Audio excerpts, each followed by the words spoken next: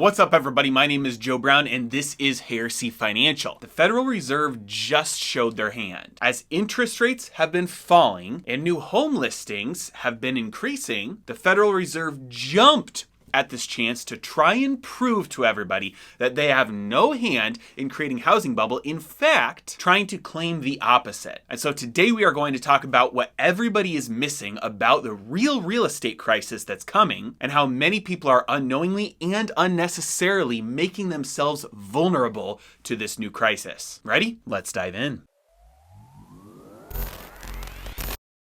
Okay, we have to look at what the president of the Federal Reserve Bank of New York, John Williams, recently said, because it is absolutely mind-boggling to me. He said that the Federal Reserve's purchases of Treasury and mortgage-backed securities are both contributing to lower housing costs. Yes, you heard that right. He said it's contributing to lower housing costs. Now, if you're not aware, right now the Federal Reserve buys at least $120 billion worth of both treasuries and mortgage-backed securities every single month. Usually the mix is about $80 billion worth of treasuries and $40 billion worth of mortgage-backed securities. The reason that they're buying treasuries is because the federal government has to borrow money to fund their expenses, and the economy can't support all of that debt. And so primary dealers, banks, they loan money to the federal government, they create that bond, they purchase that debt, and then they sell it to the Federal Reserve in exchange for that cash back. And so the Federal Reserve is indirectly monetizing the federal government's debt. Well, in the same manner, the economy can't support the low interest rates that mortgages have right now. So mortgages, just like they have been forever, are packaged up,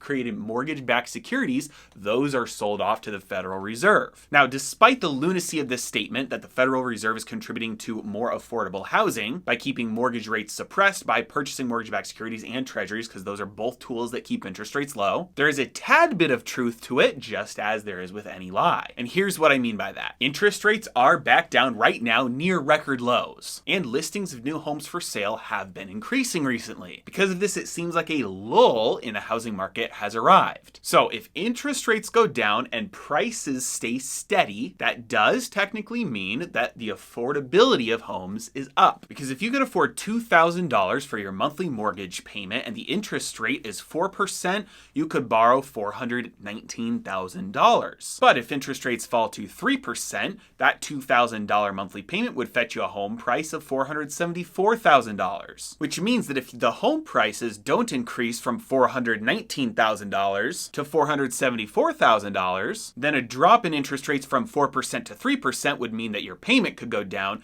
to $1,767. Those are just some crude numbers that demonstrate that when interest rates go down, as long as prices don't go up, affordability does improve. But what John Williams leaves out and fails to mention here is that affordability has already left the building. If you take a look at this chart, you can see that housing affordability is already well beyond what it was at the peak in 2008. And this gauge specifically is the average of house price to income and house price to rent indexes. And if that's not enough, we can look at the median existing home price divided by the median household income. And we can see that we are basically just about where we were prior to the Great Financial Crisis. So not only is the recent lull in housing prices ignoring the enormous rise in prices that we've seen over the last year and a half, but it's also ignoring the reason for the lull itself. Number one, the rise in prices has slowed. It's not like prices are coming down. Number two, the main reason for this right now has basically been buyer fatigue. People who were trying to buy houses simply got sick of waiting in line for hours just to see an open house,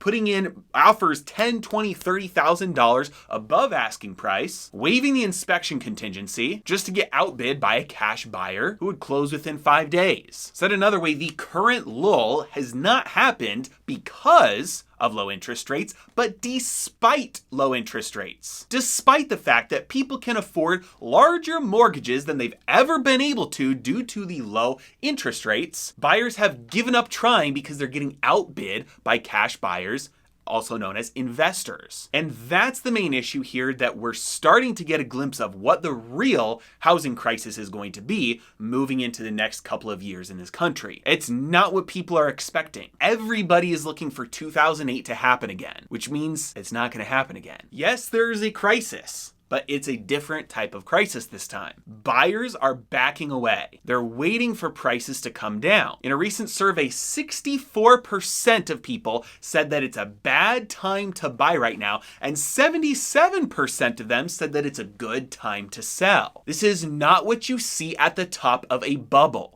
Ever. There are three things going on right now between buyers and sellers. Anybody who sells a home has to then turn around and buy another home. That's the first thing. The second thing that's happening is that somebody who sells a home has to turn around and rent a home instead. And the third thing that's happening is every one of these homes that gets sold is being bought by somebody. So take a look again at this affordability chart that I threw up before. This is a measure of both home prices and, this is important, rent prices. Because as buying subsides, renting goes on. So the three things that are happening right now. The first one, say a seller sells their home and then they turn around, they need somewhere to live, they buy another home instead.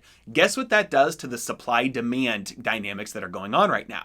Absolutely nothing. It's a net neutral, even swap. One household contributed to taking one from the supply and offering one to the supply. It did not on net create more housing supply or decrease the existing housing supply. You give one, you take one. And if the supply isn't increasing at a far greater pace than the demand can keep up for it, that's not going to be able to provide any pressure to push prices down over the long term. And due to current demographics, we are at best 5 years away from home builders catching up to the demand. And when I say demand, I'm not talking about how many people want to buy a house this month. I'm talking about nationwide, the number of people that need a place to live and the number of houses that exist for people to live in. Because we spent 10 years of skipping building. And now, just as demand is drastically picking back up again, home builders are looking at commodity prices and saying, we're going to hold off a little bit longer because we might be able to get better profits on building our homes if we wait until the supplies we have to buy to build them get cheaper. Which means that it's very unlikely we're going to have a best case scenario in terms of new supply hitting the market. And it's more likely that more bottlenecks and more supply chain crunches and more volatility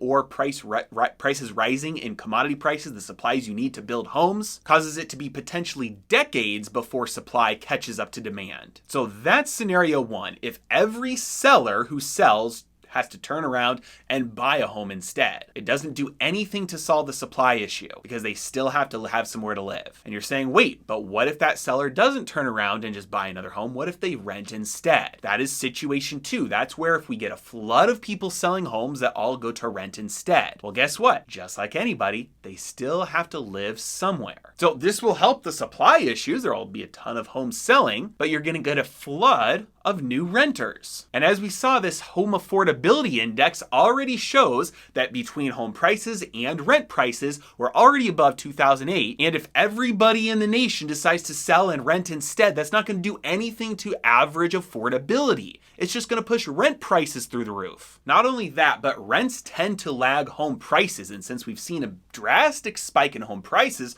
over the last year and a half, it's very likely that over the next year, 2 years, 3 years, rents go through the roof anyway, regardless of whether a ton of new renters enter the market. And the worst part about renters specifically is that your rents aren't locked in. And so as inflation goes through the roof and as it gets harder to buy homes and as more demand to find somewhere that you can rent increases, if people start selling and renting instead, that's going to make home affordability far worse than if everybody had bought and locked in a payment with a fixed rate mortgage instead. All while this is going on, remember we have situation one and situation two, where people are selling and turning around and buying, or people are selling and turning around and renting. We've still got the third situation that's going on. Somebody is still buying. In either of those two circumstances, somebody is still buying. Investors, institutions, companies with cash offers, deep pockets, and the best rates in town. These are investors who are not weekend warriors looking to slap a paint job on and flip it the next week. These are seasoned investors who will never ever sell, which means that every time an individual, a regular family, sells their home and that home is purchased by an institution or an investor or a company, that is a home that is leaving the supply permanently. These institutions get the homes livable and then they rent them out forever. And then if they need to cash out, they're not like individuals who decide to sell the home in order to take advantage of the increased equity. These are institutions that take advantage of, again, the lowest rates in town because they've got massive portfolios and they just do a cash out refinance and pull out all their equity. Again, these are homes that leave supply forever every time one of these investors, institutions, companies buys them. And this is what I'm talking about when I'm talking about the real housing crisis. We're turning into a nation of renters. We are quite literally on the road to serfdom. It's at the point where if we continue down this current trajectory, the vast majority of Americans who have not already purchased any real estate will be priced out of owning any real estate forever. Because everybody, all the investors and institutions who have been buying up real estate for years,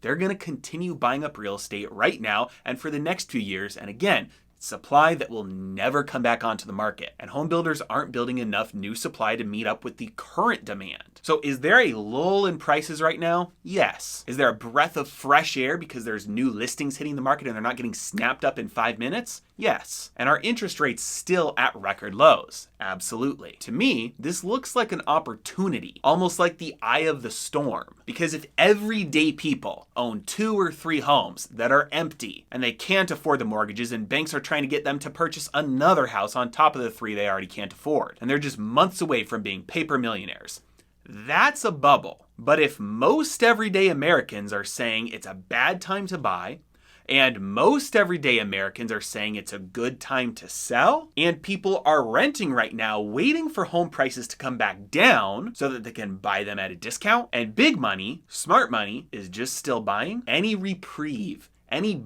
bump in affordability, to me, just looks like an opportunity. Get in through that crack in the door before it finally closes for good. Because the ivory tower elites have already shown their hand. They've proven they will do whatever it takes to prevent a crash in prices from taking place. They will literally print trillions, put it in people's hands in order to avoid the possibility of evictions and foreclosures, preventing any chances of prices significantly coming down. And while they do that, they'll brag about making housing more affordable. And finally, if you're looking for a creative way to break into real estate investing because you don't have a few million just chilling in your checking account ready to be thrown down, check out these 3 companies: Roofstock, Fundrise, and Ground Floor. Roofstock is basically like Zillow for investors who want inexpensive cash flowing properties around the nation. Fundrise, you can think of it kind of like an ETF or a mutual fund where it's just a basket of high quality, large institutional grade real estate, and you get to buy a very small piece of that along with many other investors at a time. And finally, Ground Floor, they're kind of like the middleman between investors who want to earn high yields on real estate loans and the small real estate developers who need access to short-term loans. None of these are recommendations, they're just examples of ways that anybody can break into real estate investing with a very small amount of money. And I've got all 3 linked in the description below.